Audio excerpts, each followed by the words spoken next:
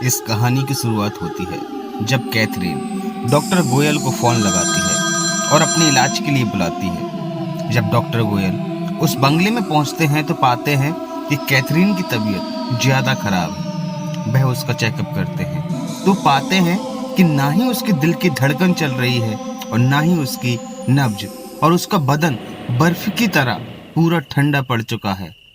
पर वह कैथरीन को एक इंजेक्शन देकर चले जाते हैं और कहते हैं कि कल रात को मैं दोबारा चेकअप के लिए आऊँगा। और अगली रात जब डॉक्टर गोयल उस बंगले पर पहुँचते हैं तो पाते हैं कि वहाँ कोई नहीं है। जब वे वहाँ के वॉचमैन से पूछते हैं तो वह बताता है कि ये बंगला पिछले 5 सालों से बंद पड़ा है, यहाँ कोई मैडम नहीं रहती। ये सुनकर डॉक्टर काफ़ी अचंभित हो जाता है। अगले दिन एंथोनी, इस घर का मालिक, अपने बंगले को बेचने के लिए मिस्टर बत्रा से डील कर लेता है। और मिस्टर बत्रा जब डील करके वापस जा रहे थे तभी कैथरीन की आत्मा रास्ते में उनका इंतजार कर रही थी। बत्रा गाड़ी रोकता है और कैथरीन गाड़ी में बैठ जाती है। इसके बाद कैथरीन कहती है, वो बंगला मत खरीदो, वो बंगला मेरा है। पर बत्रा इस बात को नहीं मानता। इसके बाद कैथरीन कहती है कि तुम जिससे बात कर रहे हो वो कैथरीन की आत्मा है। इसके बाद कैथरीन मिस्टर बत्रा को मार देती है। अगले दिन जब एंथोनी मिस्टर बत्रा का इंतजार कर रहा था तभी पुलिस वहां आ जाती है और बताती है कि मिस्टर बत्रा की किसी ने हत्या कर दी है और उनकी लाश हाईवे पर पड़ी है, बड़ी ही बुरी हालत में। रात को जब एंथोनी अपनी पुरानी यादों को याद करता है तो एंथोनी को याद आता है कि मरने से पहले कैथरीन ने कहा था कि इस घर में कोई दूसरी औरत नहीं आएगी और ना ही मैं इस घर को बिकने दूंगी। मैं हमेशा इसी घर में रहूंगी। अगर तुमने दूसरी शादी की तो मैं तुम्हें और उस औरत को चैन से नहीं रहने दूंगी। दरअसल कैथरीन को कैंसर था और कैंसर के कारण उसकी मौत हो जाती है। और दूसरी तरफ एंथोनी रोजी से प्यार करने लगता है और शादी करना चाहता है। तभी कैथरीन की आत्मा आ जाती है और कहती है कि बत्रा को मैंने मारा है और अगर तुम रोजी से दूर नहीं गए तो मैं रोजी को भी मार दूंगी। और एक दिन जब रोजी और एंथोनी घर पर बैठकर चाय पी रहे थे तभी कैथरीन की आत्मा वहां आ जाती है, जिसे देखकर एंथोनी कैथरीन के ऊपर चाय का कप फेंक देता है, पर चाय रोजी के कपड़ों पर गिर जाती है। जब रोजी कैथरीन के कमरे में जाकर कपड़े चेंज कर रही होती है तभी अचानक कोई पीछे से रोजी का दुपट्टा खींचकर उसे मारने लगता है। रोजी चीखती चिल्लाती मुश्किल से कमरे से बाहर आ जाती है, पर रोजी को कोई दिखाई नहीं देता। चीखने की आवाज सुनकर एंथोनी भी कमरे की तरफ भागता है।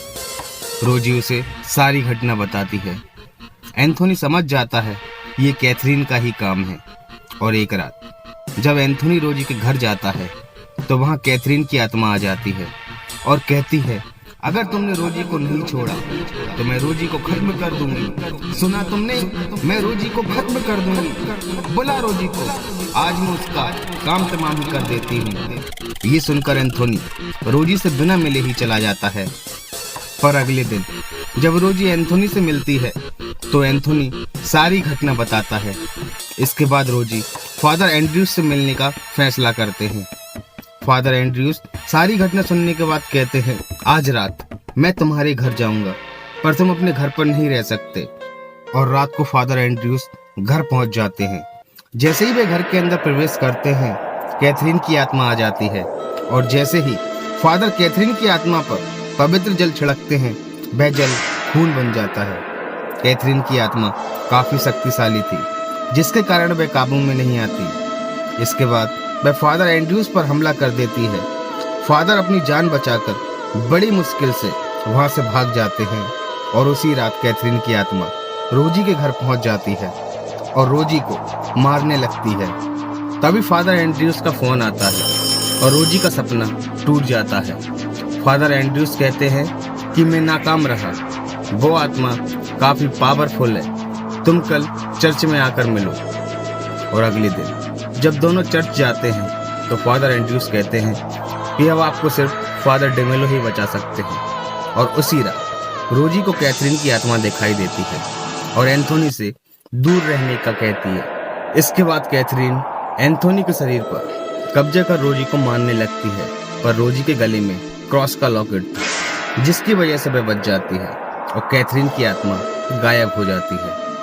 और शनिवार को फादर डेमेलो भी आ जाते हैं। जब दोनों फादर डेमेलो से मिलते हैं तो वे बताते हैं कि इसका सिर्फ एक ही रास्ता है, जो है तुम दोनों की शादी। तुम यहाँ शादी करो और मैं तुम्हारे घर जाकर उस आत्मा को मुक्त करता हूँ। और उसी रात एंथोनी और रोजी शादी के बंधन में बंध रहे थे और वहाँ फादर डेमेलो उस आत्मा को काबू करने की कोशिश कर रहे थे। वह आत्मा इतनी शक्तिशाली थी कि फादर डेमेलो को घायल कर देती है। उनके सर से खून बहने लगता है, पर फादर डेमेलो उठते हैं और गॉड जीसस का क्रॉस लेकर कैथरीन की आत्मा को काबू करने लगते हैं। वह भागने की काफी कोशिश करती है, पर होली वाटर के छिड़काव के कारण वह बंगले से बाहर नहीं निकल पाती। इसी बीच एंथोनी और रोजी शादी करके बंगले में पहुंच जाते हैं। इसके बाद फादर डेमेलो कैथरीन की आत्मा को पूछते हैं, क्या मैं तुम्हें नष्ट कर दूं या तुम अपने आप को मुक्त करना चाहती हो? जिसे सुनकर कैथरीन की आत्मा मान जाती है और फादर डेमेलो उसको काबू कर लेते हैं और कैथरीन को मुक्त करने की प्रक्रिया शुरू कर देते हैं। कैथरीन के शरीर से धुआं उठने लगता है और इसके बाद वह सदा सदा के लिए मुक्त हो जाती है। दोस्तों, आपको ये स्टोरी कैसी लगी? मैं आशा करता हूँ आपको ये कहानी पसंद आई होगी। अगर आपको जी हॉरर शो पसंद है और आप जी हॉरर शो और अनहोनी की स्टोरीज को सुनना चाहते हैं तो इस चैनल को सब्सक्राइब कीजिए। अगर वीडियो पसंद आया तो इसको लाइक कीजिए। मिलते हैं एक और नई कहानी के साथ। तब तक के लिए नमस्कार और वीडियो देखने के लिए धन्यवाद।